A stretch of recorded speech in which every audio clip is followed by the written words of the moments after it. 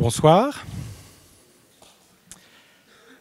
Dear Arundhati Roy, cher Cyril Veillon, chers membres de la Fondation Charles Veillon, chers représentants et représentantes de l'UNIL, chers amis, bienvenue au Théâtre de Vidy. Le Théâtre de Vidy est heureux et fier d'accueillir la table ronde du prix européen de l'essai avec Arundhati Roy, organisée par la Fondation Charles Veillon et par l'Université de Lausanne.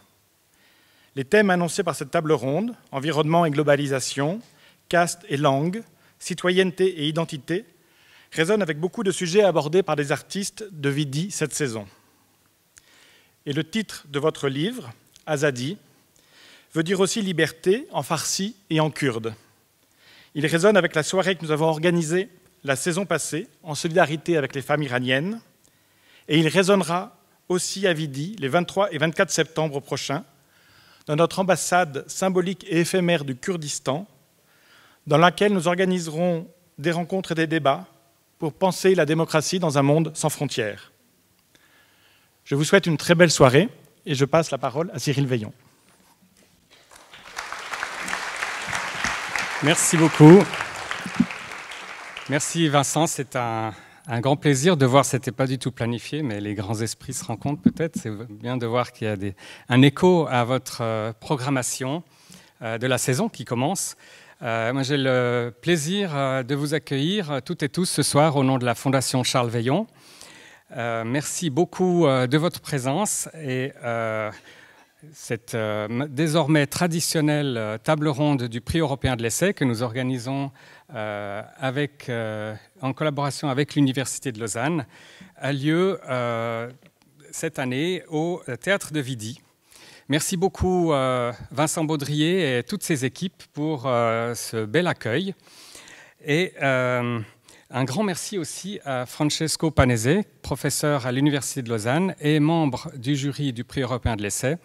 Donc avec ces deux casquettes, nous organisons depuis maintenant quelques années ces belles rencontres avec nos lauréates et lauréats. Cette soirée sera bilingue. Nous avons la chance d'avoir avec nous Varuna Singh, traductrice, journaliste. Elle est aussi actuellement attachée aux questions fédérales pour le canton de Genève. Merci beaucoup, Varuna, d'avoir accepté d'être avec nous ce soir pour traduire la discussion. Et donc, sentez-vous libre tout à l'heure de poser des questions en français ou en anglais. Et finalement, merci beaucoup à nos invités que je vais rapidement vous présenter. Arundhati Roy a fait des études d'architecture à Delhi. Elle m'a confié qu'elle avait fait des études théoriques. Elle a fait une thèse de master théorique sur l'urbanisme. Et puis, elle a travaillé ensuite pour le cinéma. Elle a écrit des scénarios, réalisé un film, joué aussi comme actrice. Et puis, elle s'est fait connaître internationalement avec son premier roman, Le Dieu des petits riens, paru en 1997. Et après ce premier roman, elle écrit de nombreux essais qui accompagnent son engagement très fort en faveur de l'écologie, de l'environnement et des droits humains. Elle s'engage autant sur le terrain que par son écriture. Et notre jury a voulu reconnaître son œuvre très incarnée et en même temps très ancrée dans une réalité qu'il nous est souvent difficile de comprendre et même de voir. Arundhati Roy est arrivée de Delhi, donc hier, pour recevoir à Lausanne le 45e prix européen de l'essai, qui lui est remis pour l'ensemble de son œuvre à l'occasion de la traduction en français de son dernier recueil d'essais, Azadi, Liberté, Fascisme, Fiction. Merci.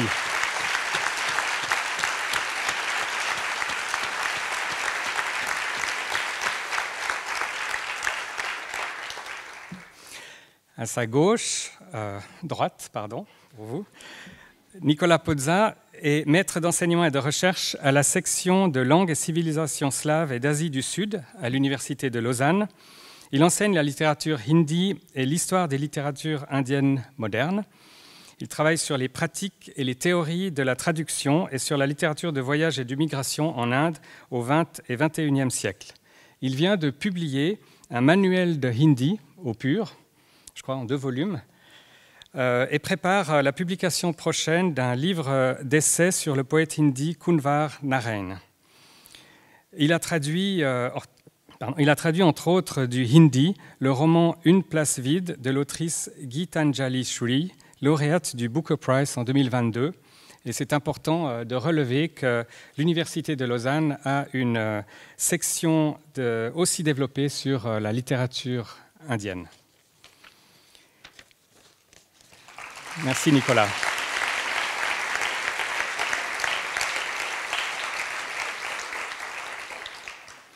Après un doctorat à Sciences Po Paris, Caroline Aboussada a travaillé pour Médecins sans frontières, où elle a dirigé l'unité de recherche et travaillé comme chef de mission, notamment en Irak et en Syrie. Elle a ensuite fondé la branche suisse de SOS Méditerranée, qu'elle dirige actuellement. Et elle vient de recevoir un docteur honoris causa de l'Université de Lausanne pour, je cite, son travail sur le terrain qui a permis de porter secours à des dizaines de milliers de personnes en détresse en Méditerranée. Elle est également... Bravo.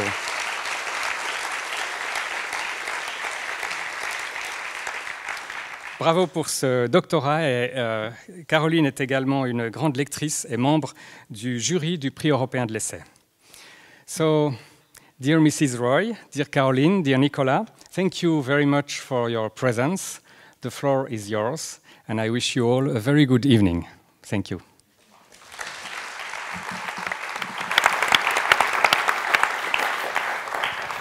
Bonsoir à toutes et à tous. Je vais faire 5 minutes pour vous expliquer un peu le déroulement de la soirée, parce que il va y avoir une petite chorégraphie qu'on a pensé mieux de vous expliquer en amont. On s'est dit que je poserai les questions en français. Nicolas va recontextualiser un peu, parce qu'il y a quand même pas mal de choses assez complexes qu'on estime important que vous sachiez avant que Arundhati puisse répondre à la question. Donc il y aura français, français, anglais, traduction, mais je referai la traduction de la question posée au préalable en anglais. Voilà, si vous êtes toujours avec nous. Je voulais aussi vous dire qu'on a choisi avec Arundhati 5 thématiques qu'on va aborder sur ce moment de conversation à 4. Je vais vous les donner, comme ça vous donne un peu la direction de la discussion. Le premier thème, ça va vraiment être autour de la compréhension de l'Inde par les essais et par les romans, parce qu'on estime que c'est quand même une question importante vu tout ça. La deuxième question, ce sera plutôt sur la loi sur la citoyenneté, de savoir un peu où est-ce qu'on en est maintenant, et on abordera un peu toutes les subtilités de cette loi sur la citoyenneté. La troisième question, ce sera autour des castes et de l'annihilation des castes et du débat entre Ambedkar et Gandhi. Et la quatrième question sera sur l'appropriation des terres des Adivasis et la méconnaissance de cette lutte des Adivasis. Et la cinquième question, qui est vraiment d'actualité, ce sera autour un peu de la position ou du positionnement de Modi sur la scène internationale, notamment via le G20 qui vient de se terminer hier. Voilà, donc ça c'est un peu les 5 thématiques qu'on va aborder dans cette chorégraphie tout à fait intéressante. Et évidemment, il y aura un temps de discussion où vous pourrez poser vos questions à Arundhati. We're good. Voilà, donc la première question, autour de cette question sur les essais et les romans. Arundhati, vous recevez le prix européen de l'essai, mais vous êtes quand même connu du grand public, en tout cas pour vos romans. Et donc on se posait la question de savoir si, dans justement votre volonté d'exposer les difficultés auxquelles certaines communautés sont confrontées, qu'est-ce qui vous semble être la meilleure forme littéraire? Est-ce que c'est l'essai? Est-ce que c'est le roman? Et comment vous arrivez, vous, à communiquer avec ces communautés? Et du coup, Nicolas, si vous pouvez, à partir de l'exemple du Cachemire, nous redonner un peu de contexte et nous aider à naviguer un peu dans l'œuvre d'Arundhati, ce serait magnifique. Merci. Merci. L'exemple du Cachemire sera juste un petit exemple parmi un ou deux autres. Ce sera un peu, je vais m'adresser et à Arundhati, vu que c'est une conversation, mais à vous aussi. Et comme l'a souligné Caroline, c'est vrai que la réflexion d'Arundhati sur les enjeux de la société se nourrit vraiment autant des fictions que des essais. On est obligé de passer de l'un à l'autre, ou disons de passer de l'un à l'autre, renvoie à une image beaucoup plus complexe, beaucoup plus riche de l'Inde et de ses réalités. Par exemple, comme elle le dit, avec l'avantage de la fiction, comme le dit Arundhati dans un de ses essais, la fiction a cet avantage qu'elle possède la capacité, la liberté et la latitude d'englober un univers d'une infinie complexité. Pour justement donner un ou deux petits exemples de ce passage d'un essai, enfin des essais à la fiction, on peut parler, comme l'a dit Caroline, de mentionner l'exemple du Cachemire, du quotidien des Cachemiris, qui est décrit non seulement dans le chapitre 9 du ministère du Bonheur suprême, un excellent chapitre très, très dense, très fouillé sur en fait l'expérience qu'on a Tilo, une femme de Delhi qui va vivre quelque temps au Cachemire et qui rencontre, qui par son regard, son expérience, parle des gens qu'elle rencontre sur place. Donc ça nous donne une description très captivante de ce qu'est la réalité des Cachemiris. Et c'est bien sûr complété par les informations plus factuelles, plus politiques peut-être de ces essais. On peut mentionner Nos cœurs blessés, captifs, Le silence assourdissant du Cachemire ou Le cimetière prend la parole, que vous avez donc tous dans ce recueil d'essais Azadi. J'aimerais aussi mentionner un autre exemple qui montre vraiment ce lien complexe et complet entre les genres. C'est le cas des femmes Adivasi et de la lutte des Naxalites, donc des maoïstes Naxalites. Elle le décrit dans un petit livre qu'il y a aussi traduit en français, En marche avec les camarades, mais qu'elle avait publié en anglais, Walking with the Comrades. Donc là, elle décrit Arundhati, son séjour avec les Naxalites au centre de l'Inde. Et c'est complété en fait, par exemple, par la fin du chapitre 10, toujours le ministère du Bonheur suprême, où on a l'exemple d'une lettre de Revati, qui est une femme Adivasi, qui est la mère biologique d'une petite fille, Miss Udaya Jeben, qui est une petite fille adoptée par Anjun, qui est le personnage clé du roman, et sa communauté au cimetière de Janat Guest House. Donc on a vraiment ce va-et-vient, et chaque fois, je dois dire, j'ai eu des informations complémentaires grâce à ce passage d'un essai à l'autre. Donc si vous n'avez lu que les essais, lisez les fictions. Inversement, si vous n'avez lu que les fictions, surtout lisez les essais. Et je laisse la parole à Caroline pour reposer la question. Merci. So, Arundhati, you're receiving the European Essay Prize, but you were first known for your fictional work. The question is, what do you think is the best way to be able to give space to voiceless communities, since you're also questioning the reason why those communities are being made voiceless? Voilà. The floor is yours.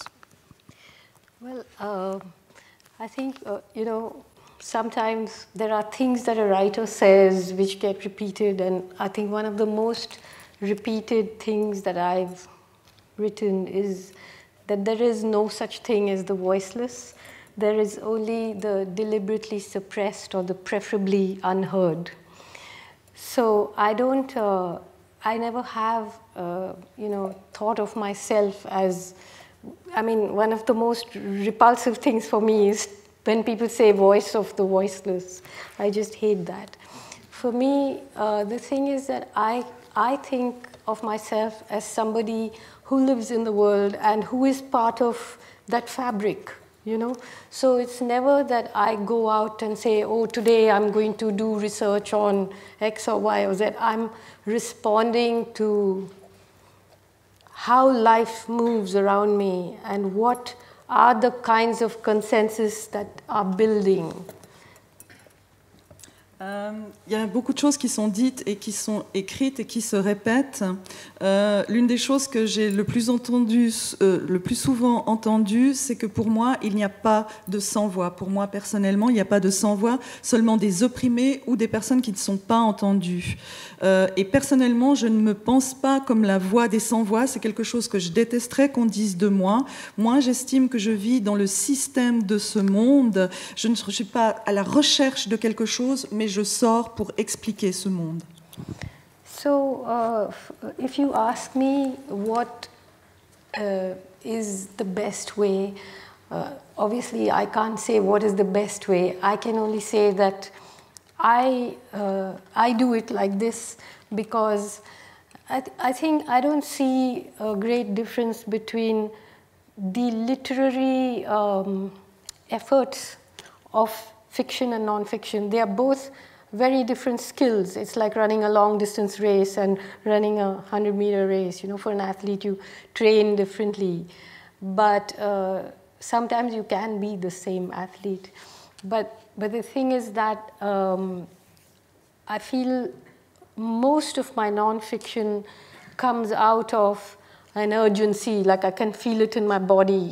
When the entire media, the elite, the government is getting together to bully something, to push through something, to call a whole community terrorists, or try, you know, the Walking with the Comrades, for example, it was written when the entire media, which is mostly sponsored by these mining companies, is now beginning to talk about people whose lands they are stealing as Maoist terrorists, and this is the only word that can be used. The Prime Minister is saying they are the single largest internal security threat, and he's talking about the poorest people. So then I go in. Alors, je ne sais pas vraiment quelle est la meilleure manière de parler pour ces personnes qui sont sans voix. Moi, j'ai ma manière, et pour moi, il n'y a pas une grande différence entre la fiction et l'essai. C'est un peu comme si vous parliez d'un marathon et d'un 100 mètres. Ça peut être couru par le même athlète, mais pour moi, ce que je peux dire, c'est que la plupart de mes essais s'écrivent dans l'urgence. Je sens cette urgence dans mon corps quand, par exemple, l'ensemble des médias se liguent pour dire qu'il y a une communauté maoïste. Moi, je sens qu'il faut absolument défendre l'autre partie et expliquer aux gens ce qui se passe différemment. So, if you ask me to put it as simply as I can, most of the non-fiction is a kind of argument to break the consensus. It's urgent and it's angry. And the fiction is about love, you know. It tells you why I'm so angry, because one is angry because one loves so much that is there. Every day you wake up and you can smile at something, even in the most terrible time in India, you know. So for me, often people say, oh, she's anti-national, she hates India, she criticizes. No, I am the person that loves that place, and therefore I am angry. Alors pour essayer de faire au plus simple, je dirais que ce qui est la non-fiction, c'est une bataille pour rompre le consensus. C'est dans l'urgence et dans la colère. Et la fiction, c'est l'amour, c'est pourquoi on peut sourire tous les jours. Par moments, on m'appelle antinationaliste. Non, justement, moi, j'aime l'Inde et c'est pour ça que j'écris dans ces deux genres. Yeah, so I think that's okay. Thank you. Juste pour revenir sur The Voice of the Voiceless, parce que c'est quelque chose qui revient assez régulièrement aussi par rapport notamment à SOS Méditerranée. Est-ce que vous ne pensez pas que c'est juste de vous ériger, vous, en Voice of the Voiceless, permet de ne pas questionner les conditions de cette invisibilité des communautés? Tu veux que je... So I was just wondering if, you know, putting you as being the voice of the voiceless is a way to not question the reason why some communities are actually being made voiceless or being unheard or not being able to give their opinion. See, right now, you know, in a lot of places and spaces, there are debates about representation and who has the right to write about whom and who has the right to say what and who has the right to talk about whose history. And these are important debates. But like, for example, if you're living in India right now, if you're a Muslim, the law applies differently to you. If if you're a Muslim, the violence that is, the demonization and the violence is so severe. People are just being lynched or killed on the streets, being lied about, a whole community being dehumanized in order for what we know could turn into a genocidal situation. In Kashmir, for months together, the internet was shut. Today, there can be no voice from there. The journalists have been silenced, the press club is closed, the newspapers can only publish either advertisements or government or army press releases. So in a situation like that, everybody has to speak up. You cannot be saying only Kashmiris, they are not allowed to speak. Similarly, if you look at a society as complex as India, it's not about disaggregated communities or castes or religions. It is about what kind of society would we like to live in. So all of us have to speak about that, argue about that, insist on shining a light on things. It's not about speaking on behalf of someone. It's about speaking for yourself, about what kind of place would you like to live in. Alors, c'est un débat qui a cours en ce moment dans beaucoup d'endroits sur la représentation, le droit, qui a le droit d'écrire ou de dire quoi sur qui. C'est un débat qui est sans doute très important. Mais en Inde, aujourd'hui, si on est musulman, eh bien, la loi s'appliquera à nous différemment. Il y a une telle démonisation, une telle violence, il y a des lynchages, les personnes sont tuées dans la rue, et on pourrait même penser que ça pourrait tourner au génocide. Quand on sait qu'au Cachemire, il n'y a pas eu d'Internet pendant des mois, que les journalistes ont été mis sous silence, alors dans ces conditions-là, tout le monde doit parler. Pas seulement les Cachemiris pour eux-mêmes, mais il faut qu'on parle tous pour savoir quelle société indienne on veut, et il faut surtout qu'on parle au nom de soi-même et pour soi-même. Merci. Si on passe maintenant à la loi sur la citoyenneté, donc suite aux émeutes de 2020 contre la loi sur la citoyenneté, est-ce que vous pouvez nous dire aujourd'hui où on en est du processus d'application de cette loi, et est-ce que vous pouvez nous rappeler les enjeux majeurs de cette loi pour les minorités? Et Nicolas, il y a 3 volets derrière cette loi. Est-ce que vous pouvez nous les expliquer un petit peu? Oui, donc une petite contextualisation par rapport à cette loi dont elle va parler tout à l'heure, qui est vraiment problématique, notamment pour la communauté musulmane dont elle vient de parler. Dans le dernier essai de Azadi, L'incendie couvre, le système en faillite, c'est en fait la retranscription d'une convention où elle a parlé lors d'une convention contre la loi sur la citoyenneté quelques semaines avant le confinement en Inde, donc confinement le 24 mars 2020. Donc, comme l'a dit Caroline, il y a 3 volets derrière cette loi. C'est un petit peu technique, mais bon, c'est nécessaire pour comprendre les différents enjeux qui lient ces volets. Il y a tout d'abord ce qui est appelé en anglais NPR, National Population Register, donc le registre national de la population. En fait, c'est un registre qui collecte des informations sur toutes les personnes résidant en Inde, qu'elles soient citoyennes ou non. Et ce registre est lié officieusement au recensement qui ont lieu tous les 10 ans. Officiellement, les données sont anonymisées, c'est pour avoir des statistiques, mais ce n'est pas individualisé.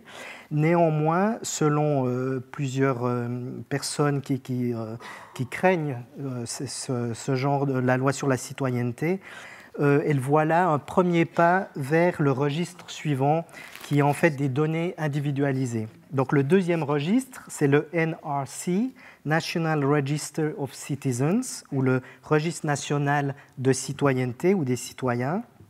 Et celui-là a pour fonction de répertorier nominalement tous les citoyens indiens, qu'ils soient en Inde ou à l'étranger. Donc là, on parle de citoyens indiens et de citoyennes indiennes. Le but est donc d'identifier les personnes qui sont dites légales, afin de pouvoir expulser les immigrants dits illégaux et qui sont considérés comme des doubtful citizens, donc des citoyens douteux. Voilà, merci. Et comment peut-on justifier qu'on est indien? En fait, il faut pouvoir prouver une ascendance indienne par voie paternelle, et uniquement paternelle, directe, ininterrompue.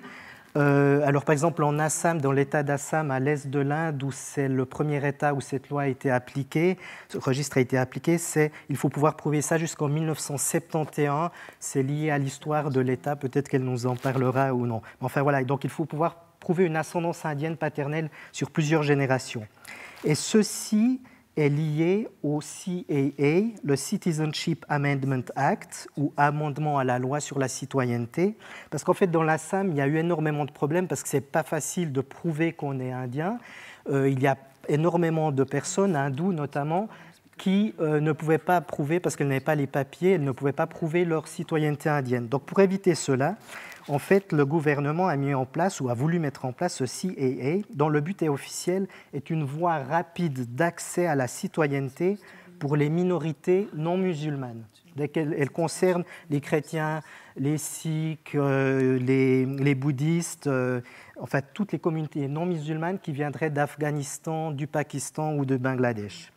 Mais le principe, vu que c'est basé sur non-musulmans, c'est que ça contrevient au principe d'égalité de la Constitution, qui dit que tout citoyen est égal devant la loi, et c'est aussi une discrimination sur des bases religieuses, alors que la Constitution, l'article 15, justement, dit qu'il ne faut pas de discrimination sur base de religion, de sexe, de caste, etc.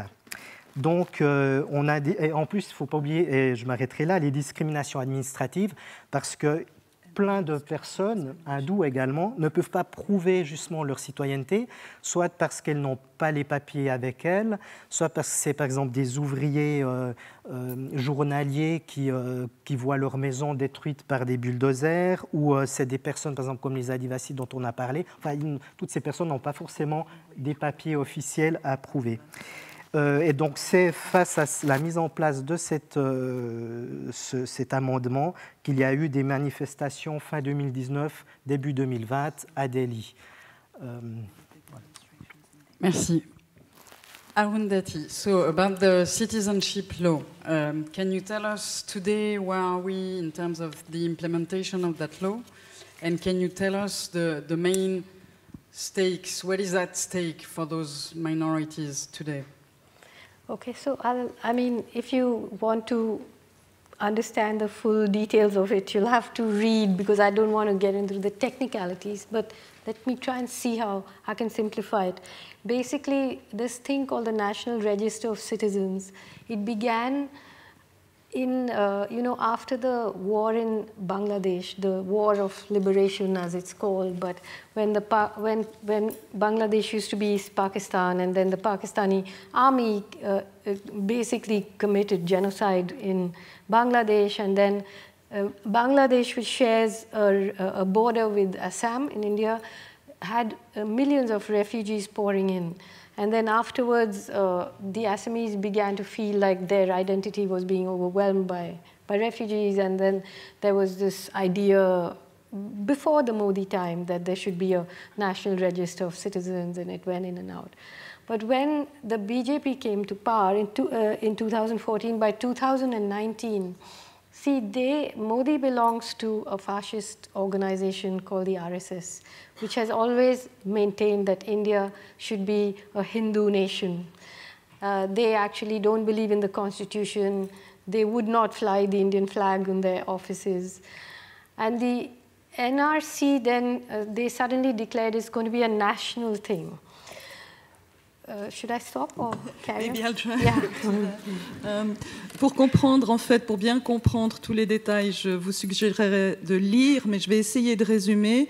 Donc, le registre national de la citoyenneté a commencé avec la guerre du Bangladesh, lorsque l'armée pakistanaise s'est livrée à des génocides et que, bien entendu, des centaines de milliers de réfugiés sont venus du Bangladesh à l'État d'Assam, où ils ont une frontière, l'État d'Assam qui est en Inde. C'était donc avant Modi. Et déjà, avant Modi, à cette époque, on a pensé à faire un registre.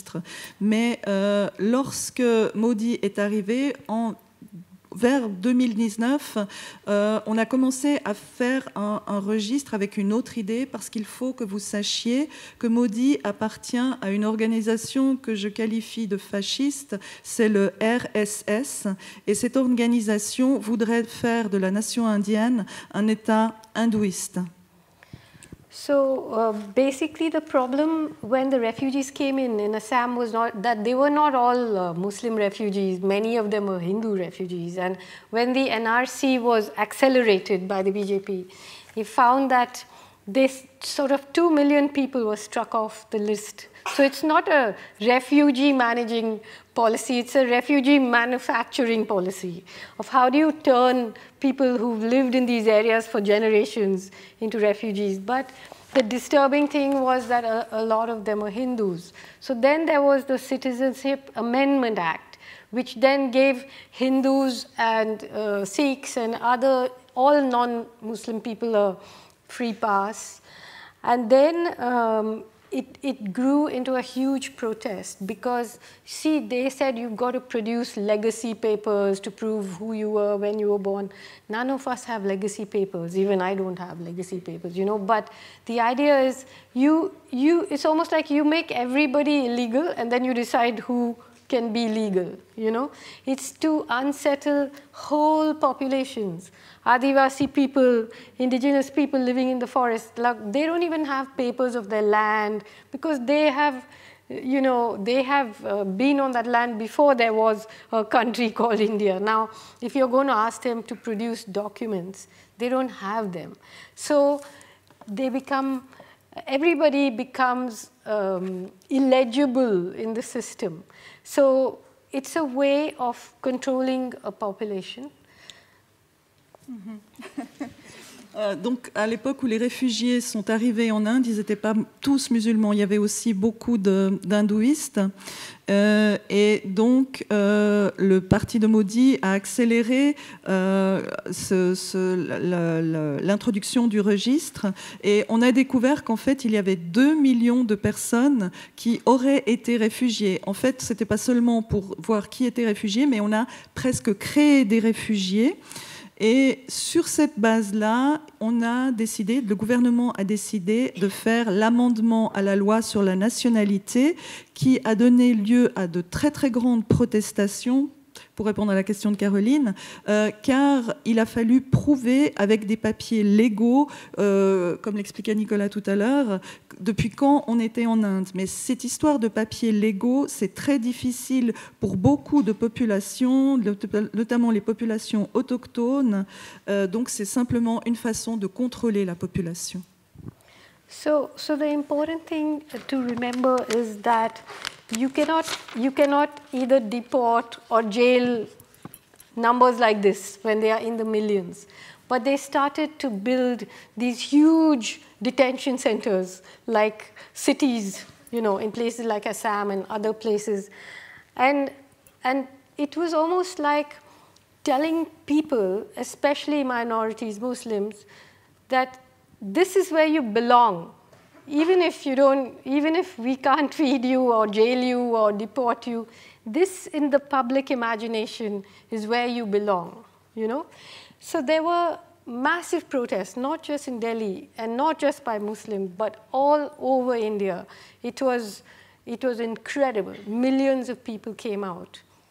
And then to cut those protests down, there was a massacre in Delhi, where Hindu right-wing vigilantes backed by the police came and just burnt and killed a whole lot of people in northeast Delhi.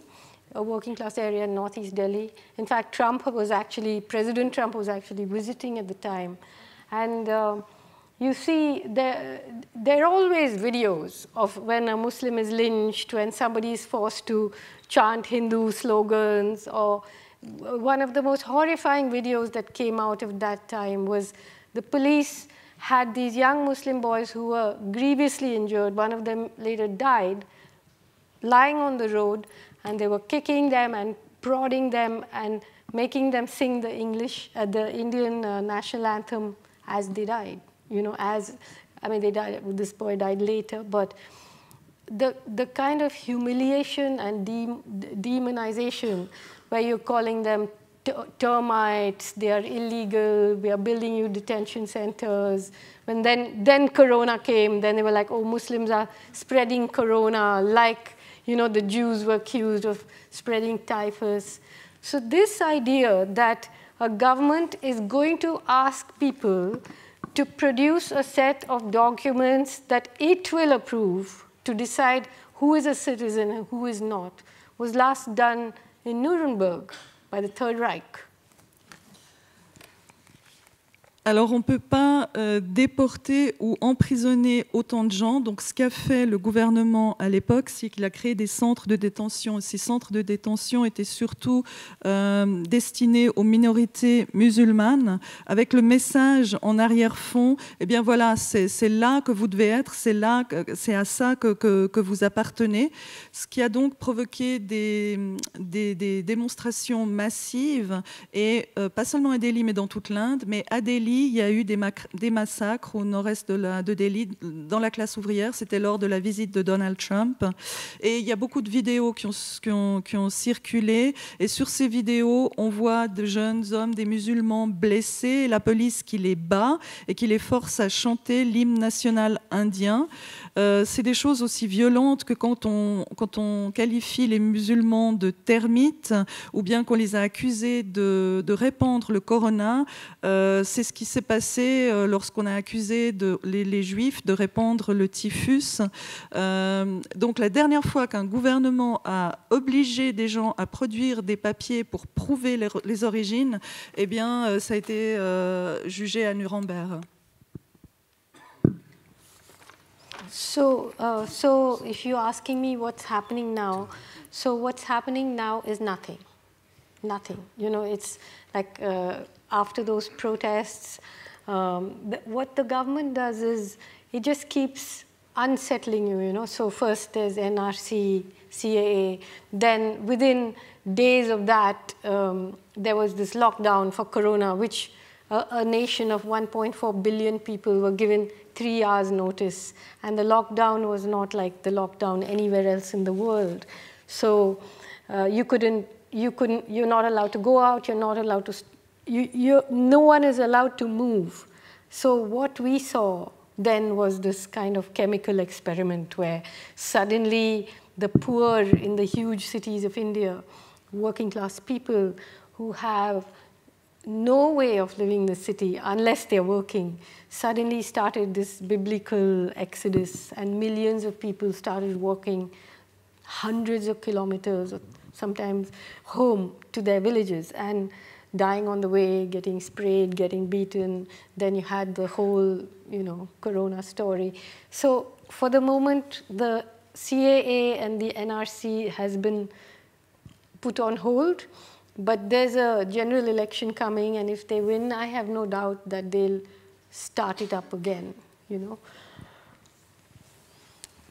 Ce qui se passe maintenant, pour répondre à votre question, c'est rien.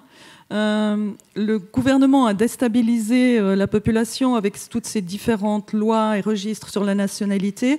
Et puis d'un coup, on a eu le confinement.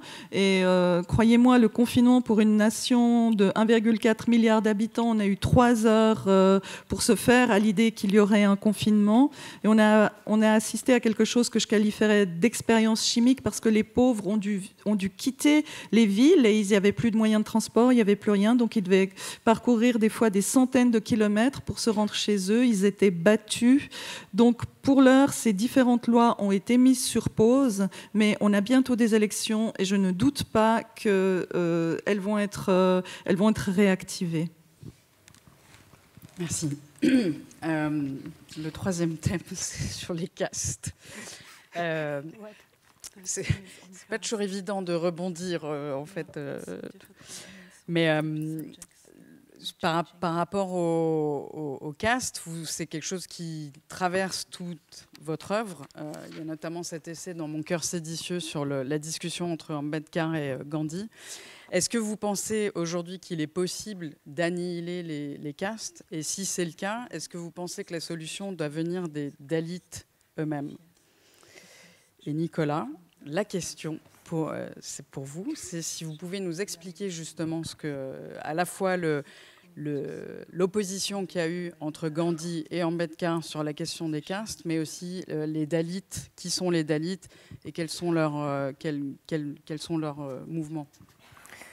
Oui, comme vous l'avez mentionné, il y a ce très intéressant et long aussi essai Le docteur et le saint, la confrontation Ambedkar-Gandhi, qui est dans Mon cœur séditieux. C'est un essai d'une centaine de pages, mais qui revient justement sur un texte de Ambedkar, Annihilation of Caste, dont personne n'a entendu parler, ou enfin très peu de personnes connaissent. Donc Arundhati Roy revient sur ce débat entre Gandhi et Ambedkar quant à la question de savoir, face aux discriminations de caste, face à la question de savoir est-ce qu'il faut abolir le système à la base des castes, est-ce que c'est possible, est-ce qu'il faut le faire ou non.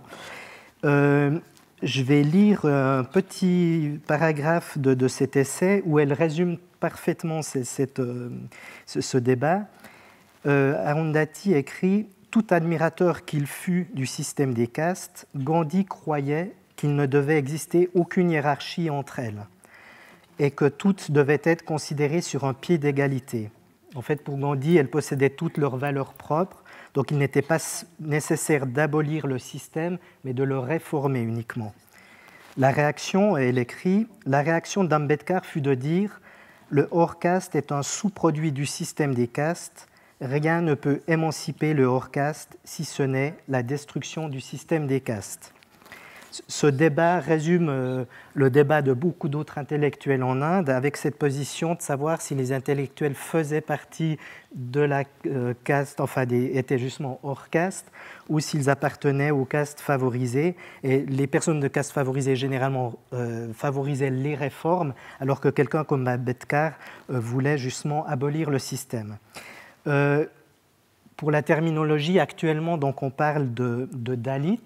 Le mot Dalit, qui veut dire brisé, cassé, et qui, à l'époque moderne, et maintenant vient à dire opprimé, c'est un terme qui s'est développé surtout à partir des années 1970 et qui a remplacé, au moins parmi les Dalits, justement les termes plus usuels, enfin anciens, d'intouchable, parce que ce terme intouchable est lié à la question, donc, au système brahmanique, au fait qu'ils sont impurs et donc non touchables, et aussi à un autre terme proposé par Gandhi qui est de Harijan, le peuple de Dieu ou les enfants de Dieu, mais qui est très paternaliste et qui évidemment ne pouvait convenir aux Dalits. Donc Dalit, c'est le terme utilisé par les personnes concernées. Au niveau législatif et administratif, on parle de schedule caste, ou les castes répertoriées. Un terme qui avait été déjà mis en place par les Britanniques, mais qui a été repris dans la Constitution.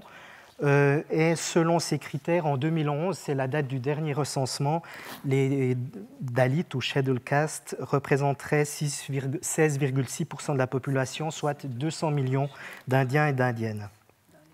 Donc, pour faire bref, parce qu'on ne va pas se lancer dans une longue définition, mais pour faire bref, Dalit, toute personne qui est hors du système des 4 varnas, des 4 grandes classes du système brahmanique. Les principes dans leur littérature, c'est avant tout le rejet des règles, des restrictions et des notions de pureté qui sont liées au système brahmanique, vu que justement on les taxe toujours de personnes impures, donc il y a un vrai rejet de cette notion-là. Par voie de conséquence, il y a un rejet aussi des textes du brahmanisme, comme les Védas notamment.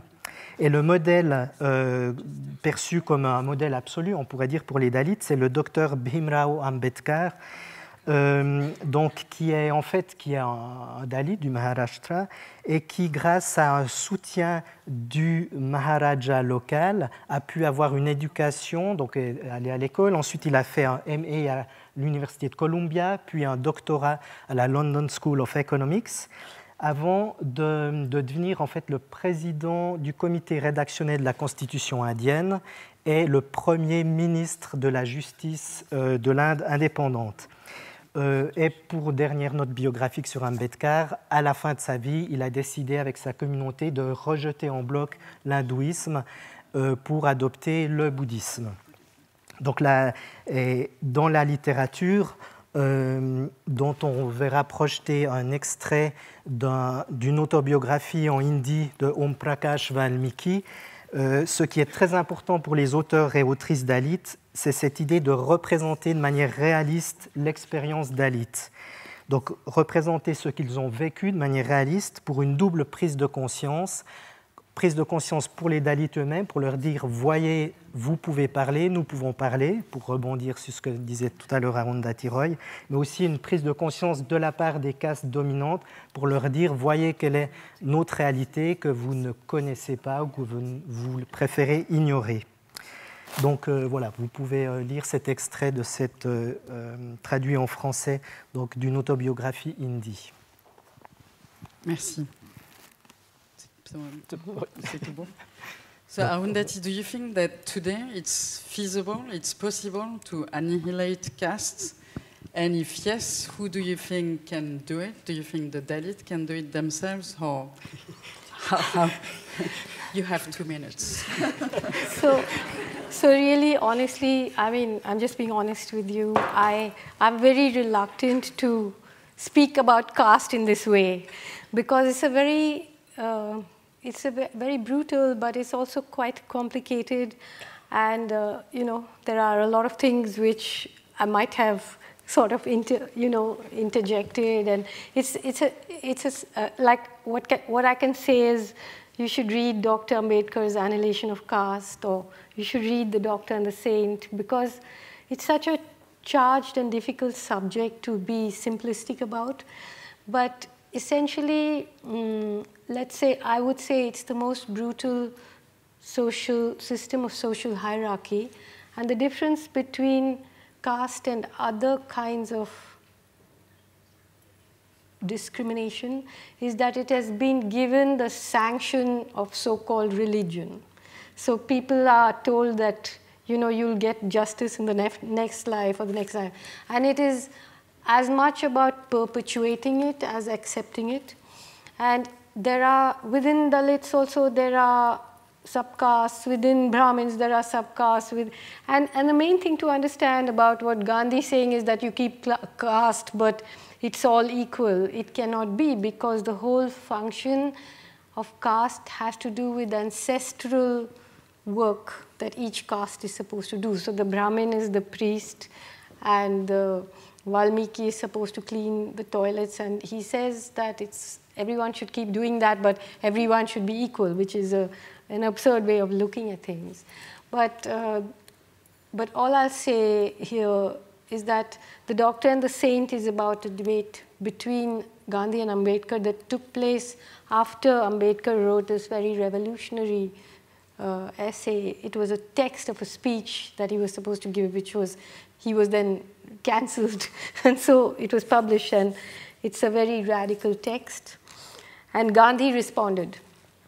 So, oh, I'm sorry, I forgot about that. Alors, pour répondre à la question de Caroline qui demandait est-ce qu'on peut annihiler les classes, honnêtement, j'ai beaucoup de peine à parler des castes simplement comme ça, en simplifiant, parce que peut-être que j'aurais contredit beaucoup de choses dans ce qu'il vient de dire. Donc, encore une fois, je vous conseille de lire l'annihilation des classes d'Ambedkar, ou alors le dialogue, le docteur et le saint.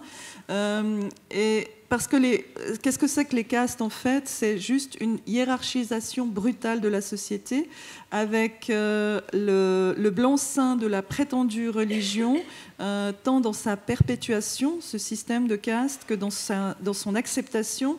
Et au sein des Dalits eux-mêmes, il y a aussi des sous-castes, c'est donc très compliqué. Et Gandhi disait qu'il faudrait conserver le système de caste, mais que les gens restent égaux, ce qui est quelque chose de complètement irréaliste, dans la mesure où le système des castes provoque justement ces inégalités et est hérité de vos ancêtres. So what caste does, that it creates an imagination, a social imagination of hierarchical thinking. And there are something like 4,000 castes, okay? So everybody has somebody to oppress and everybody has someone to be oppressed by.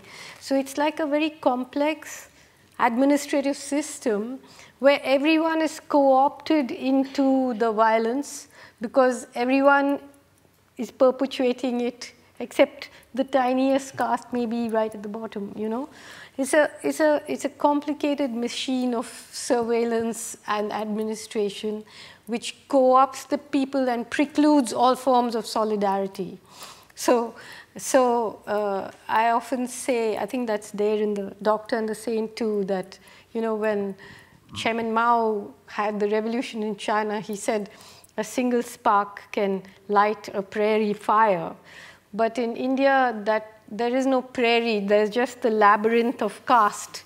And this poor little single spark is totally lost in there. So you know, it is the single most important thing that stands in the way of any kind of progressive revolution in India. Les systèmes créent une pensée hiérarchique. Je vous rappelle qu'il y a 400 castes, donc tout le monde est à un moment l'opprimé ou l'oppresseur de quelqu'un. Tout le monde perpétue ce système de violence, sauf celui qui est bien entendu tout en bas. Ce système exclut toute forme de solidarité. Et Mao disait qu'une étincelle peut mettre le feu à une prairie. En Inde, on a juste ce labyrinthe des castes et la pauvre petite étincelle est perdue. Essentially, when I was writing The Doctor and the Saint and looking at this argument, I actually started to go back to Gandhi's time in South Africa. And then I myself got the shock of my life, you know, because I'm also, all of us, I'm sure you also have seen Richard Attenborough's film, and all of us from the time we were children are taught that Gandhi was on a train in Pietermaritzburg and he was thrown out of the first-class compartment because he shouldn't have been there. It was only whites. And then he started this fight for justice. Complete bullshit. You know? Basically, in South Africa, Gandhi's first fight was to have a third entrance open to the Durban post office so that Indians would not have to share the same door as savages, which is what he called black people. Anyway, it goes on, you know, I traced his writings on caste, on race, on sex, on women, and it's all referenced, page numbered, quoted, so I don't want to, you know, take risks of misquoting the saint.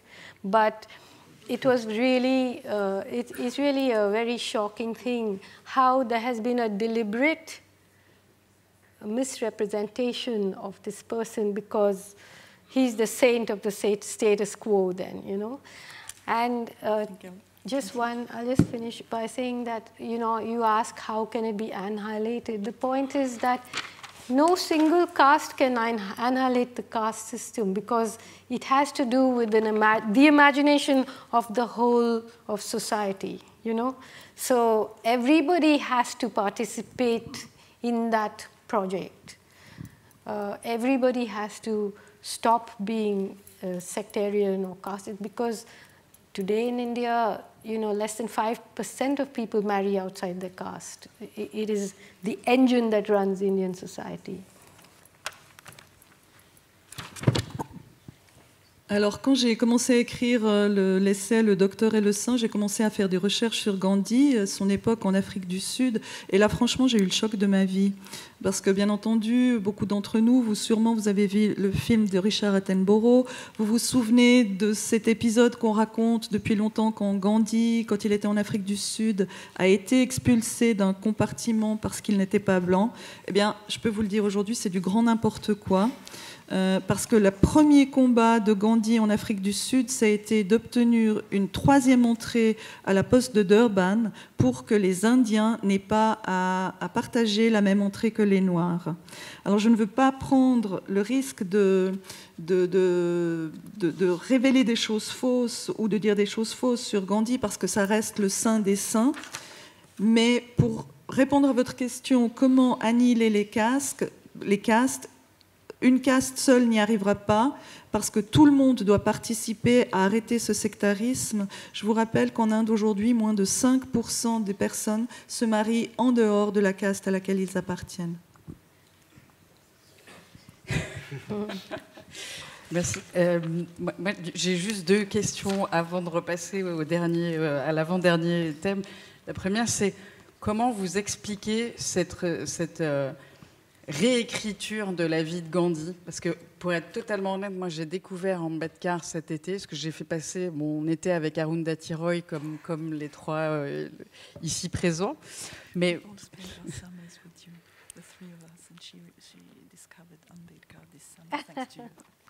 parce que c'est en fait, j'en ai discuté avec tous les gens qui étaient autour de moi cet été, ont entendu parler du coup de Ambedkar versus Gandhi.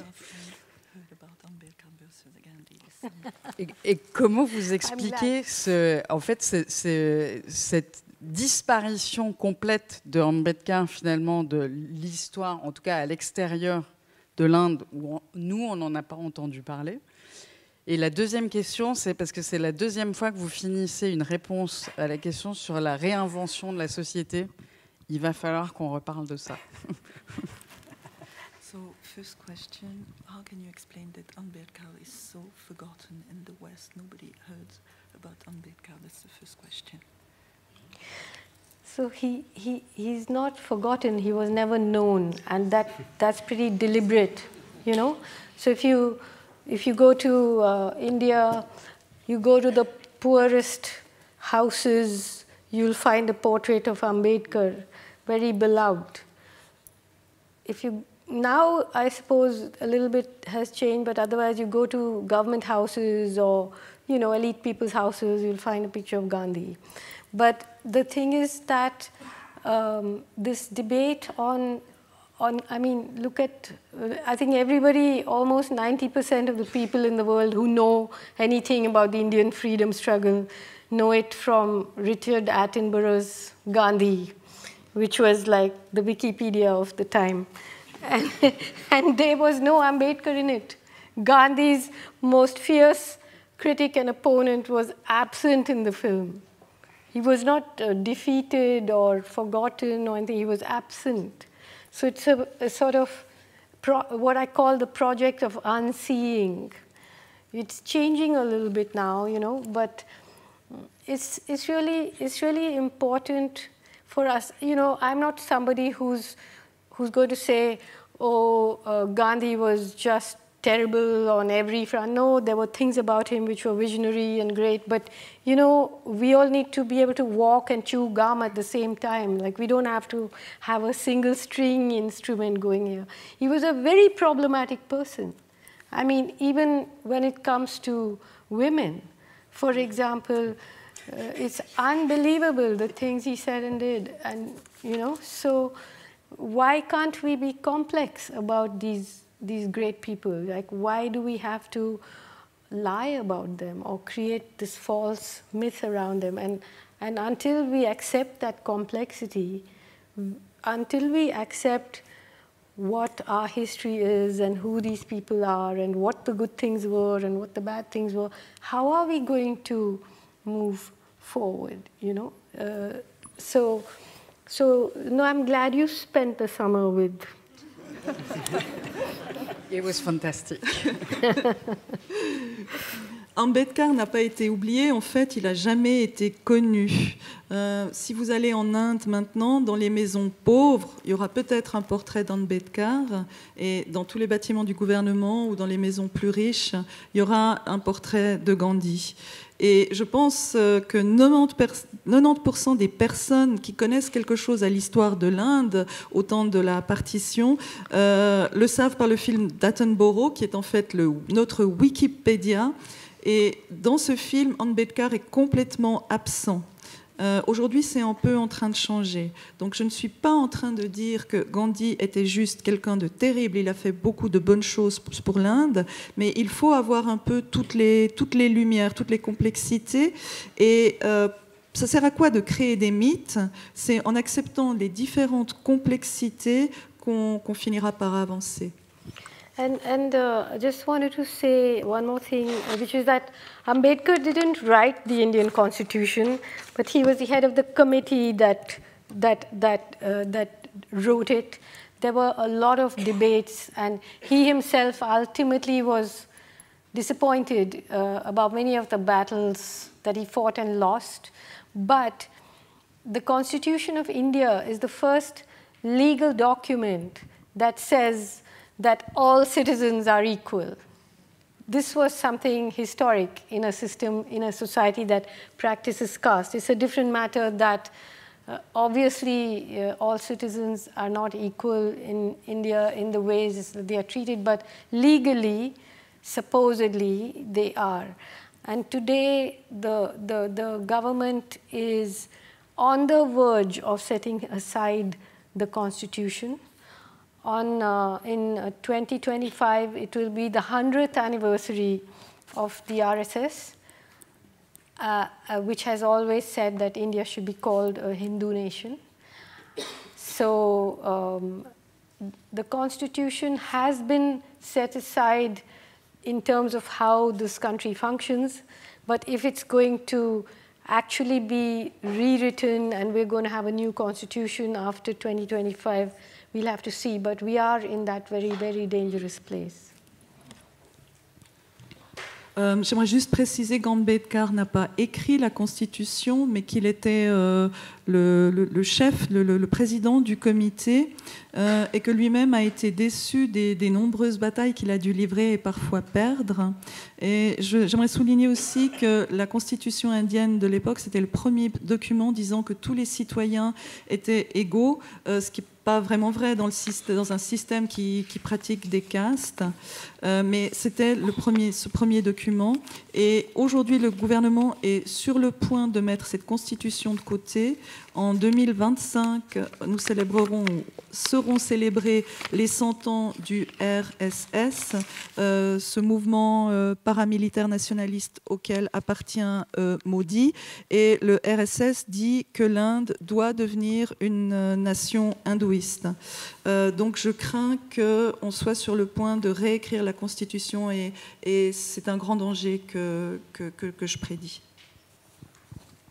Merci. Pour parler maintenant des Adivasi, vous avez vécu un temps avec ces groupes autochtones et vous avez beaucoup défendu leur cause. En quoi leurs luttes sont-elles essentielles pour l'Inde et pour le reste du monde, et aussi le fait que leurs actions, qui sont parfois violentes, aient été taxées de terrorisme anti-étatique. Comment vous expliquez ça et comment on peut justement contrer ce type de délégitimation d'une cause? Nicolas, si vous pouvez nous en dire un peu plus justement sur les Adivasi et sur ces causes avant qu'on passe la parole à Arundhati. Alors, pour contextualiser cet autre sujet extrêmement sensible et complexe, je vais faire simple, trop simple, mais voilà, on n'a pas trop le choix. Mais donc, quand on parle de Adivasi, c'est un terme qui veut dire donc Adivasi, les premiers résidents, ou ceux qui, les premiers résidents simplement. Et c'est en fait ce terme qu'utilisent les personnes concernées au centre de l'Inde, un terme qui est apparu dans les années 1938-39 et qui est vraiment le terme utilisé actuellement.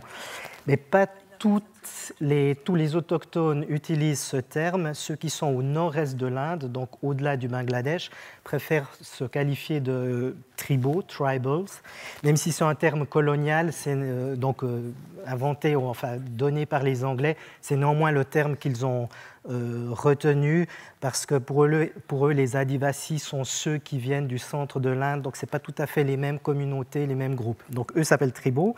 Au niveau de la Constitution, comme avant on avait les Scheduled Castes, ici on a les Scheduled Tribes, donc les tribus répertoriées, qui sont, selon le recensement 2011, 8,6% de la population, soit 105 millions d'habitants.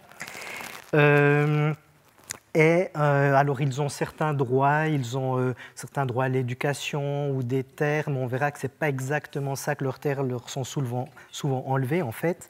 Et au niveau international, on parle justement de autochtones ou indigenous people, c'est le terme utilisé par exemple à l'ONU ou ce genre d'organisation internationale. Mais l'Inde, le gouvernement indien n'accepte pas ce terme d'autochtones pour les Adivasis parce que selon eux, tous les Indiens sont des autochtones, tous les Indiens sont des premiers résidents. Alors, qu'est-ce qui est l'élément, si on veut dire, primordial ou comment les qualifier, comment les décrire? On pourrait dire avant tout que leur histoire est faite d'épisodes de dépossession de leurs terres, de leurs moyens de subsistance, au début par les Britanniques, ensuite par le gouvernement indien, puis par les grands groupes miniers qui prennent leurs terres très riches en bauxite, en charbon, etc. Donc c'est une marginalisation constante. Un de leurs célèbres ou un de leurs représentants les plus importants, professeur Santal, c'est Virginius Kaka, qui dit que ce n'est pas tellement la question de savoir qui étaient les premiers ou si les Adivasis étaient les premiers, mais c'est surtout justement ce fait qu'ils ont été systématiquement dépossédés de leurs terres. C'est ça qui caractérise leur lutte et qui les qualifie avant tout. Comme petit exemple, avant de céder ou en cédant la parole à Arundhati, c'est l'extrait d'un poème d'une auteure Adivasi, Jacinta Kerketa, qui est d'origine, donc qui est du centre de l'Inde, dont la langue maternelle est une langue du Sud, mais qui écrit ses poèmes en hindi et qui a eu une traduction en français. Il y a aussi une traduction en anglais, en allemand, enfin dans beaucoup de langues européennes, et qui résume assez bien ici cette lutte des Adivasis pour leurs terres, et un lien qu'on peut faire, que je préfère laisser expliquer par Arundhati, le lien avec, on en parlait au début, les maoïstes ou les naxalites, qui est aussi un lien très difficile.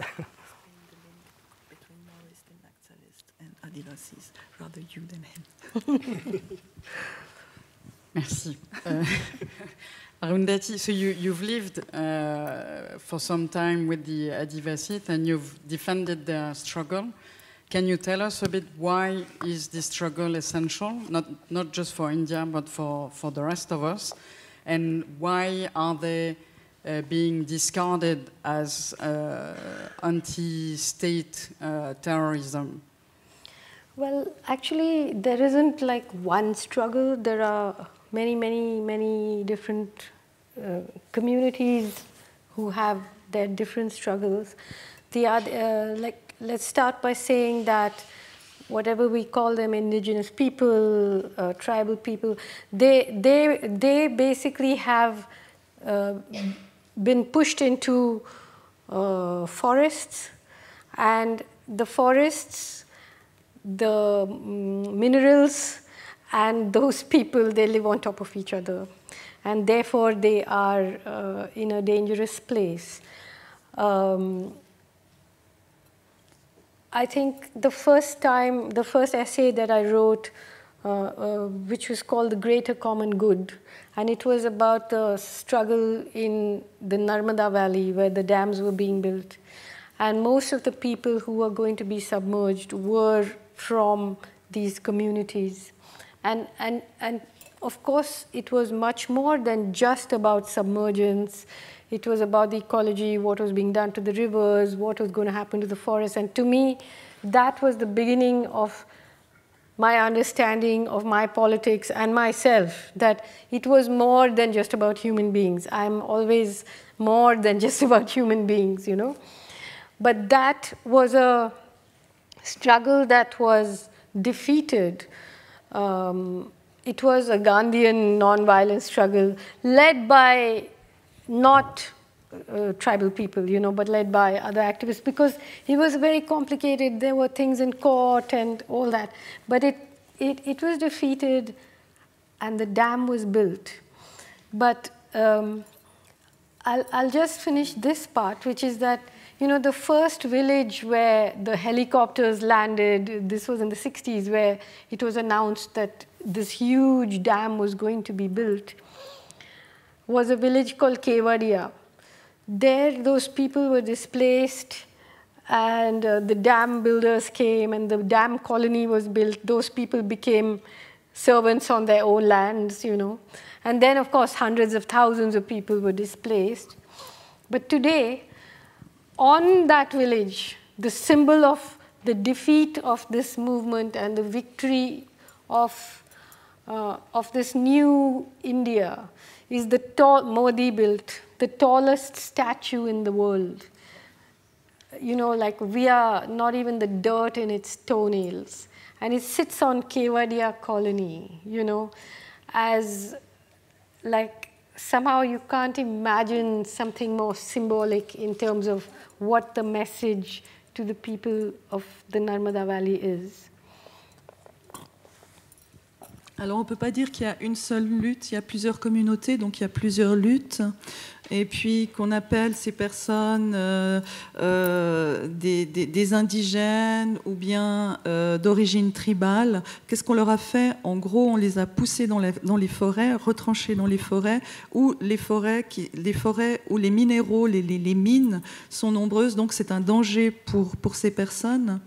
Et dans un des premiers essais que j'ai écrit, qui était sur la construction du barrage de la Narmada, j'ai rencontré beaucoup de ces personnes et la majorité d'entre elles étaient des Adivasis. Et j'ai commencé à écrire sur ces personnes, pas seulement sur les êtres humains, parce que mes intérêts dépassent toujours les êtres humains. C'était un peu le début de mon combat. Je me battais aussi pour la défense de la rivière, la défense des forêts. C'est une lutte non violente à la Gandhi qu'on a menée et qu'on a perdue. Je vous la résume parce qu'il y a eu beaucoup de cas devant les tribunaux et le barrage a fini par être construit. Et quelque chose qui est très symbolique, c'est que l'un des premiers villages dont on a déplacé les habitants, c'était dans les années 60. Ce village s'appelait Kevadia. Et les gens ont été donc déplacés, sont devenus des domestiques sur leur propre terre. Et qu'est-ce qui se passe aujourd'hui en Inde, justement dans ce village? C'est qu'on a érigé la plus haute statue du monde sur ces terres, justement. Et qu'est-ce qu'on pourrait trouver comme message plus symbolique de cette nouvelle Inde à sa population? But that struggle in the Narmada Valley was one of the most profound and beautiful resistance movements that I've ever been associated with. But then later, this Walking with the Comrades, it's about another part in central India called Bastar, where there's a lot of iron ore and bauxite, which is the mineral that goes into making aluminum. So all those lands were signed over to mining companies, IOU, for infrastructure companies, roads, and so on. And now inside this forest, villages that were like miles from the road, you had to walk for miles to get to a village. And there, what the government did at that time was to send in the paramilitary, hundreds of thousands of soldiers, and then they created a vigilante army of indigenous people who went in and burned and raped and killed, trying to make people leave the land for the companies. It's an old story. I mean, it's nothing new. It's an old story that has happened. But for me, the thing is that these are the most profound battles, because what you're fighting for is a what they are all fighting for is a different idea of civilization, of happiness, of what it means, what progress means. These are the people who know, you know. And I sometimes find myself reacting a little angrily when, you know, today in the Western world, there are so many groups fighting for climate change and things. But in a place like India, that was a mass movement, you know. Right up until the 90s, it was a mass movement. The movement for the fight for the environment, the fight for rivers, the fight for a different way of looking at the world. And suddenly, and they were all crushed, violently crushed. And suddenly, it's as if they never existed. And the only battles that are being fought are being led by people from here. This is not the case, and this is not history, you know. These battles have been fought by people in Brazil, by people all over Africa, all over India.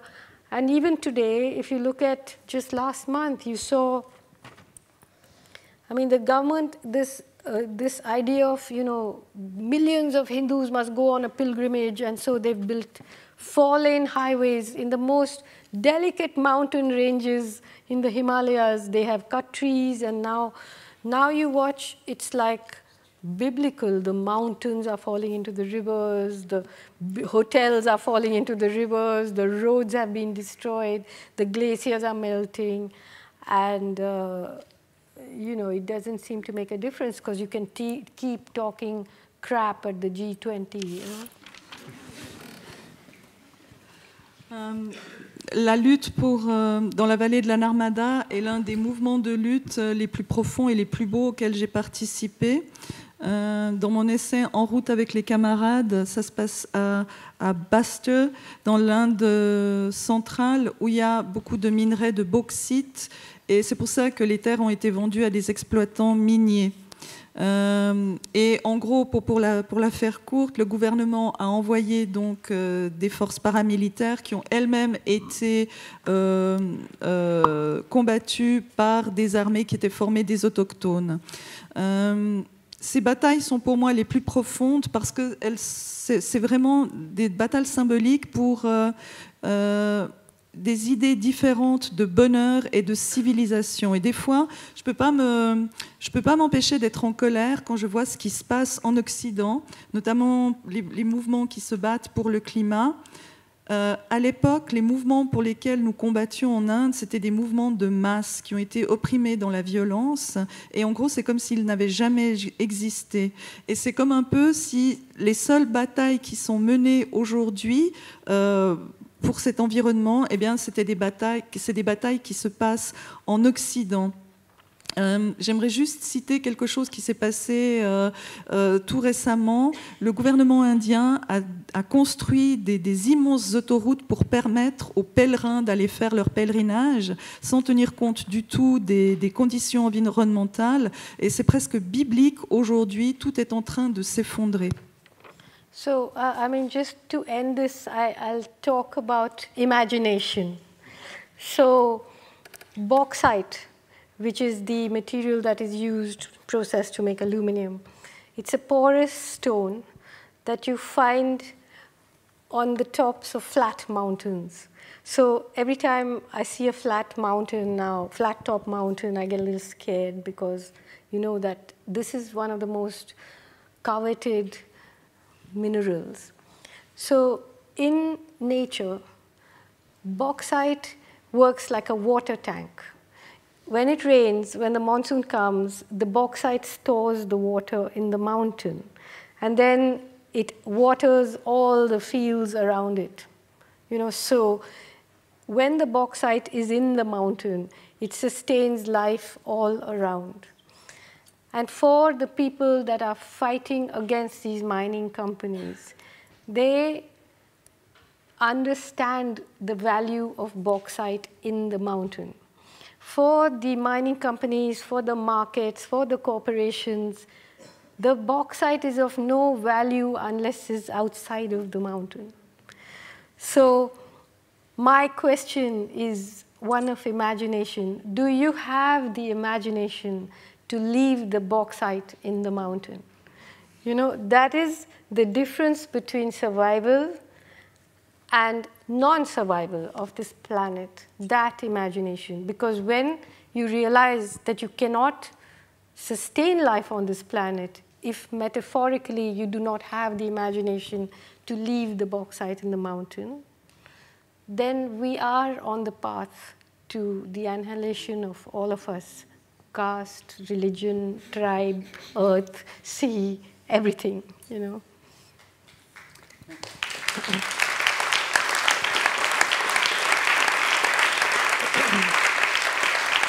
See, now, what they are telling us is that they didn't need all this translation. Great, thank you. Great feeling. Bon, alors j'espère qu'il y en a quand même quelques-uns pour qui ça servira.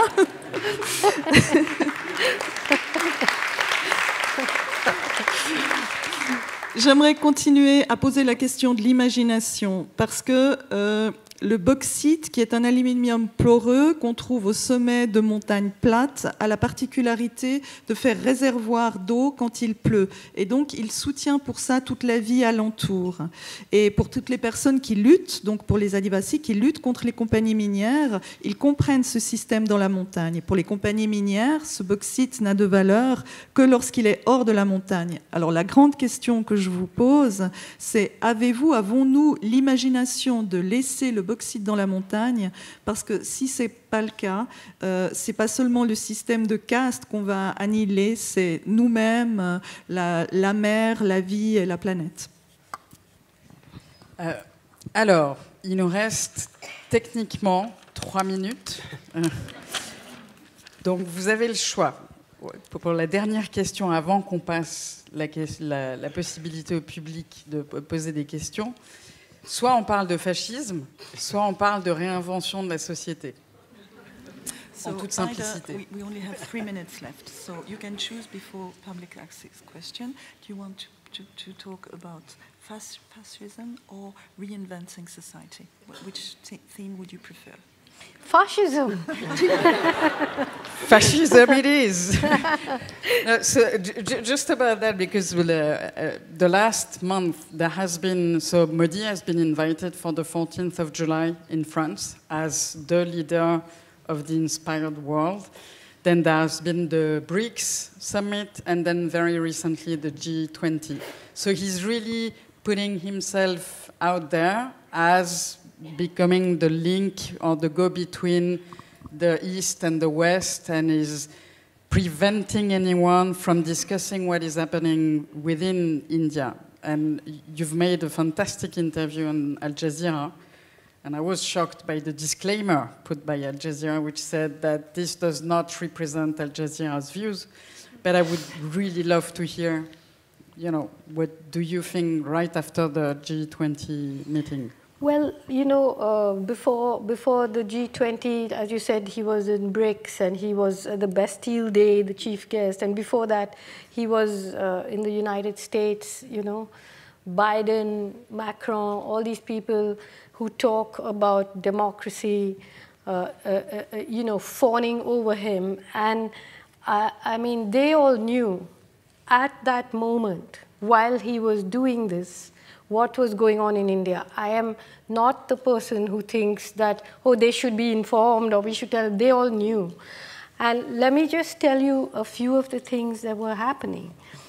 The problem is now that, you know, people like me have been, had our eyes on Modi as a fascist from 2002 during the Gujarat genocide of Muslims that happened just weeks after he took over as chief minister. But now the problem is that that project, which does involve elections, I mean, India has been described as an electoral autocracy. The point is that autocrat is a fascist. He belongs to a fascist organization. And because we have elections, we have this 24-hour dissemination of hatred of minorities on our 24-hour news channels all the time. So now we have not to just fear our leaders, but to fear a very terrifyingly indoctrinated section of the population. And I'll just give you a few examples. For example, last year on Independence Day, August 15th, Modi spoke from the podium and he said, as he knows how to speak to the world in a different face from what is going on in India. He spoke about women's rights and how he believes in educating the girl child and so on. That moment, while he was speaking, his government pardoned the 9 or 14 killers who gang raped a Muslim woman called Bilkis Bano, who killed 14 members of her family, including her 3-year-old daughter, whose head they smashed on a rock. They dismembered and disappeared the bodies. It took some honest policemen to actually find all the evidence, convict them. They were convicted by the highest court in the land. Modi's government pardoned them. And they were received outside jail with garlands, and some of them even campaigned in the BJP's election campaign. That was one. I think I'll translate. Okay. Alors, c'est vrai que Modi est de plus en plus visible, les BRICS, le G20, il était en France, Biden, Macron l'ont tous reçu, et moi je dis qu'ils savent très bien ce qui se passe en Inde, qu'ils ne peuvent pas prétendre qu'ils ne savent pas ce qui se passe en Inde. Des personnes comme moi gardent un œil sur Modi parce qu'on pense qu'il a des velléités fascistes depuis 2002. Et comme nous allons avoir des élections en Inde, nous avons une espèce de dissémination 24 heures sur 24 de haine des minorités. Et ce qui fait qu'on doit craindre non seulement nos chefs, mais une population endoctrinée. J'aimerais juste vous rappeler ce qui s'est passé l'année passée, au même moment où Modi faisait un discours sur le droit des femmes et l'éducation des filles. Au même moment, son gouvernement acquittait les violeurs et les personnes qui avaient tué une femme dans son village, ainsi que sa fille et de nombreux membres de sa famille. Every day, because of this hatred, you'll see you have thousands of vigilantes with Hindu right-wing people with swords calling for the annihilation of Muslims, calling for the mass rape of Muslim women. While Modi was in America, you had in a small town in Uttarakhand, you had people putting cross marks on Muslim families' doors saying, we want a Muslim-free Uttarakhand. You had a school teacher calling up a 7-year-old Muslim child in class and making each of the Hindu boys come up and slap him. You had a railway protection force officer walking down a train with a gun and shooting and killing Muslim passengers and saying, you've got to vote for Modi.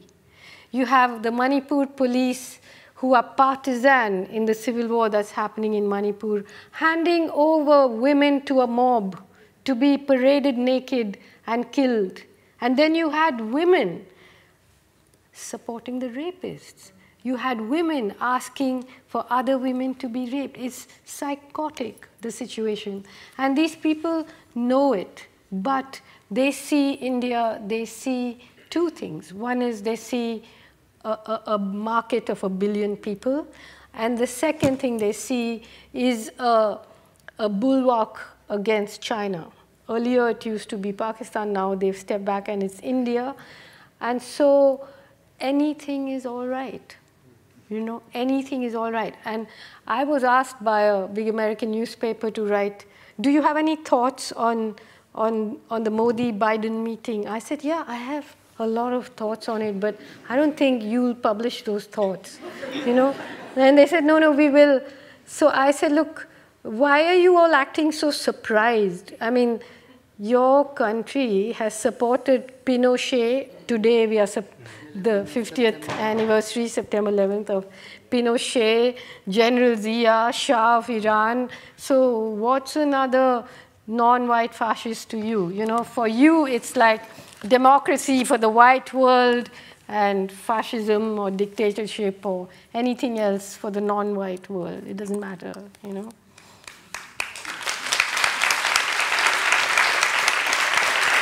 And I'll say one more thing, or you'll translate. I'll try to translate, Okay. because it was quite a lot. Okay, so. okay. À cause de cette haine, on assiste en Inde à des appels au meurtre, au viol. On assiste à des choses telles que des marques spéciales qui sont posées sur les portes des musulmans. On assiste au fait que des enseignants font défiler tous les enfants hindous devant un petit musulman et que chacun doit lui donner une claque.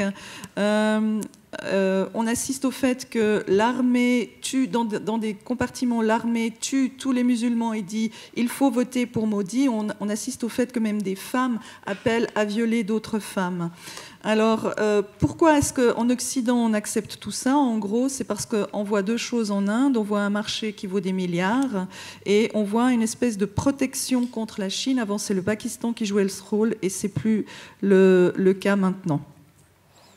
So, in the 9 years that Modi has been the Prime Minister, he has not addressed a single press conference in India. When he went to the US, after a lot of negotiation, he said, okay, I'll answer one question. And so one reporter from the Wall Street Journal asked about what he's doing for minorities. And the ruling party and its trolls trolled her so much, insulted her so much, that the White House had to step in to defend her. When they came for G20, the American press contingent was secluded, was not allowed to come. There was no press conference because Modi will not answer questions from the press. And finally, the US president went to Hanoi and held a press conference about G20. Because in India, he was not allowed to. But not allowed to means what? Because, okay, we're going to buy some Airbuses, or we're going to buy Rafale from France. So these proud Democrats are willing to lie on the floor and humiliate themselves to this fascist for the sake of this. And I think, there's nothing more shameful than this, because they cannot pretend that they don't know what's going on. They know exactly what's going on, and they're still doing it. Je signalerai qu'en 9 ans, Modi n'a pas donné une seule conférence de presse. Et quand il a été, en marge du G20, quand il a été d'accord de répondre à une question, la journaliste qui avait posé la question a dû être défendue par la Maison-Blanche parce qu'il n'a pas du tout aimé ce qu'elle voulait qu'il dise. Et je signalerai aussi que le président des États-Unis a dû faire sa conférence de presse à Hanoï parce qu'il ne pouvait pas la faire en Inde, comme Modi lui-même ne la faisait pas en Inde. Donc, pour conclure, je dirais que ces fiers démocrates sont prêts à s'humilier devant ce fasciste, et que pour moi, il n'y a rien de plus honteux, car ils savent très bien ce qui se passe dans le pays. Merci. But the thing I want to say is that there's a lot of resistance in India. There are a lot of brave journalists, a lot of brave activists, lawyers. Many people are in jail. But, let nothing that I have said make you feel that there isn't a huge fight back there. There is. And, people are standing up, and whatever happens, eventually this project will fail, because India is too vast, too diverse, too beautiful, and it's like trying to put a huge ocean into a Bisleri bottle. It can't happen. But then,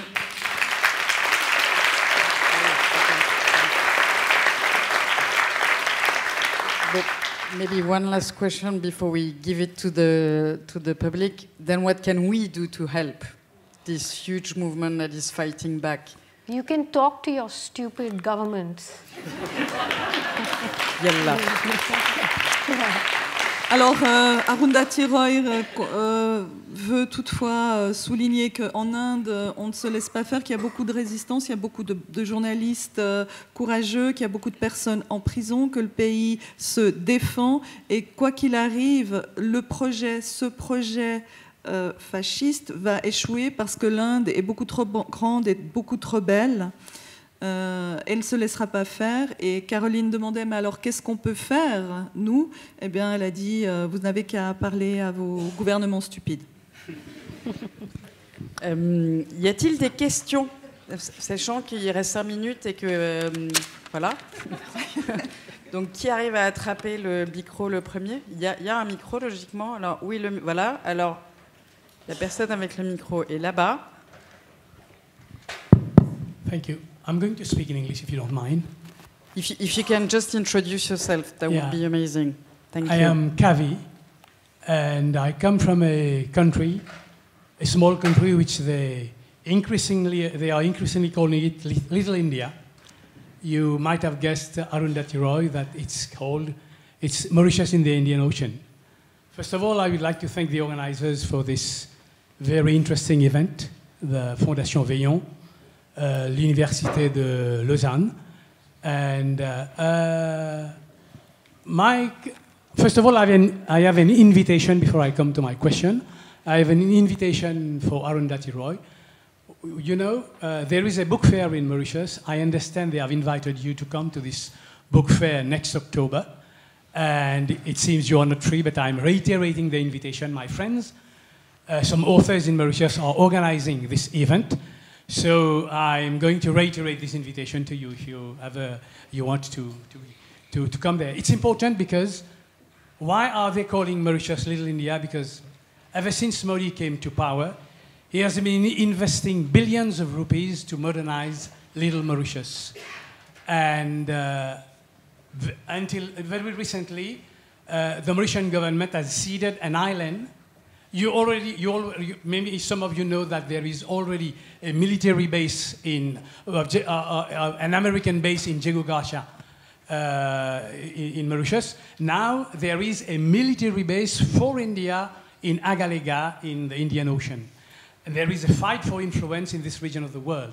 So maybe if you come, you'll be able to speak up for the other activists in Mauritius on that issue. Then my question is, we've seen that some of the chauvinistic male leaders of the world have vanished. Some of them are staying on, like Erdogan, we thought he would have lost. Then Bolsonaro is no longer here, and Trump is no longer here. He may come back, we don't know. And I understand also that in your writings, in fact, in your writings, facts and fictions are so intertwined that it's difficult to differentiate between them. I'm finishing my question. So my question is, don't you think that we might that the Indian people will sometime get rid of Modi? And I understand that the RSS is very, very strong, and maybe even if there is a change, as you say, in the government, maybe things won't change dramatically. Thank you very much. Juste rapidement pour faire la traduction, Madame Roy est invitée à la foire du livre à l'île Maurice, qui est appelée maintenant la Petite Inde, parce que ça est en train de se diriger dans la même direction. Et long story short, la question est donc, vu qu'on a réussi à se débarrasser, à se débarrasser de Trump pour un certain temps et d'autres, Bolsonaro et compagnie, est-ce que Madame Roy pense qu'on arrivera à se débarrasser à un moment de Modi? So there is, it's not like there is no possibility of Modi losing the elections. There are many things happening right now. One of them is also that there's a lot of discomfort within the ruling party because he humiliates the people within the party. And also that the RSS, it's an organization that has worked towards this for 100 years, but it doesn't believe in this personality cult. And now it's almost like he's bigger than the RSS. So there's a little bit of tension there. And also the other opposition parties in India who were very quarrelsome with each other have got together. And that's a very significant development. Because if you look at the way Indian elections work, in truth, Modi doesn't have the kind of majority that is projected. It's just that whoever gets the most, and because things are so divided, so in fact it's about 35% or something like that. It's a lot, but still it's not a majority, So there are chances that there are slim chances, let's say, that they might lose the next election. Even while the G20 was going on, there were some very bad election results coming in for them. But the real problem is that this ideology has penetrated, you know, all institutions, all universities, history books are rewritten, courts, the media, all this, you know. So it's as if it's terrifying to see how destructive something can be in so few years. So how do you unpoison the river? You know, that is the real question. Because when they come into the opposition, they can be terrifying also, you know, in terms of the trouble that they start, the massacres and pogroms and provocations. Il y a de petites chances, elles ne sont pas grandes, mais que Modi perde les élections, notamment parce qu'il humilie le parti lui-même. Donc il y a des oppositions au sein même du parti, et aussi parce que le RSS ne croit pas au culte de la personnalité. Et aussi parce que les partis de l'opposition se sont coalisés. Donc Modi n'a pas vraiment la majorité, il a peut-être à peu près 35% des voix, mais il y a une petite chance qu'il perde. Le vrai problème toutefois, c'est que l'idéologie a pénétré les institutions, réécrit les livres d'histoire, et que ça, c'est terrifiant en si peu d'années. En fait, c'est le premier qui arrive à attraper le micro, parce que, en fait, je ne vais pas dire vous, c'est compliqué. Hello. Ce sera la dernière. Je suis désolée, c'est déjà 8h20. Mille excuses. Again? Okay. Thank you. Hello, my name is Sahana. Thank you for the wonderful event.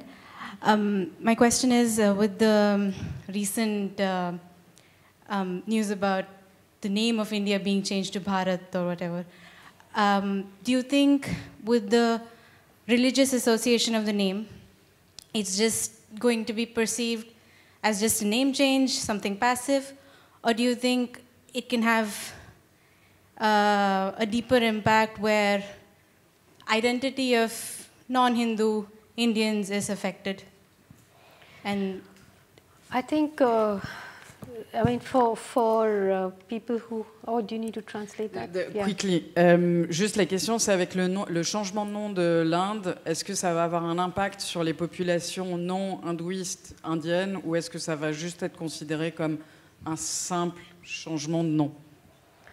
So basically, suddenly last week, there was this big rumor just before G20 that the name of India was going to be changed officially to Bharat. Now the fact is that in the Indian constitution it says India, that is Bharat. India colloquially and otherwise is called India, is called Bharat, is called Hindustan. It's, you know, part of poetry, part of songs, part of music. So what happened was these opposition parties, when they came together, the acronym they gave themselves was India. So then Modi was not happy about, you know, saying the Prime Minister of India or whatever. So it's just a little, I mean, personally, I don't feel that it's actually going to happen. It's just one of those things that, again, to destabilize people, to get people talking. And the reason, one of the other reasons is that just before the G20, I mean, this is a whole other subject, but Modi has one favorite corporation. He's called Adani. And Adani has suddenly been exposed first by the Hindenburg Research Group, and then by this organization of journalists who investigate corporate crime, as pulling off the biggest con in corporate history. So before the G20, he didn't want this discussed, so then this was slipped into the news cycle, you know, because just before that it started off, the other thing was one nation, one election, because in India every state is a federation, you know, so it has state elections. So It's the fascist imagination is one election, one language, one religion, one country, one. And we are, except for 1,000 gods, of course, that's okay. But so in truth, what we are is one dictator, one corporation. Just, if I can just say what means this India name by the opposition, it's quite interesting because India is the acronym for Indian National Developmental Inclusive Alliance. So it's a big program. So then there was a proposal that they change the acronym to, I've forgotten what it stands for, but MODI. Then he would change his own name. You know? So. Merci. Pour résumer la traduction, en gros, les Modi a utilisé exactement le même stratagème que les Français quand il y a un enjeu électoral, c'est qu'on parle des femmes musulmanes au lieu du vrai sujet. Et donc c'est ce qu'il a fait parce que l'entreprise de laquelle il est la plus proche venait d'être impliquée dans un énorme scandale et que pour éviter que la discussion se focalise sur le scandale, il a lancé cette idée de changer le nom et donc tout le monde s'est concentré là-dessus et non sur le scandale. Voilà, donc merci infiniment Arundhati Roy d'avoir été avec nous ce soir. Merci beaucoup.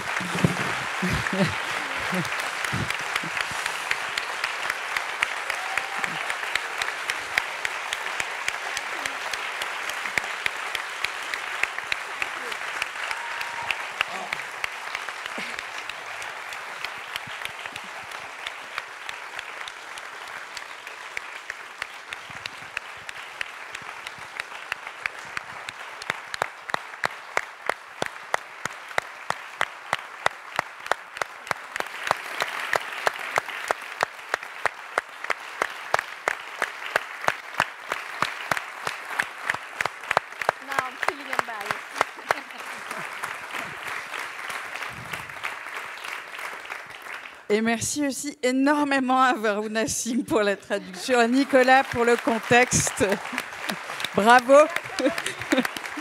Et, voilà. Et merci à vous tous et toutes. Et puis très bonne soirée. Voilà. Et réinventer la société, je crois que c'est le message quand même essentiel.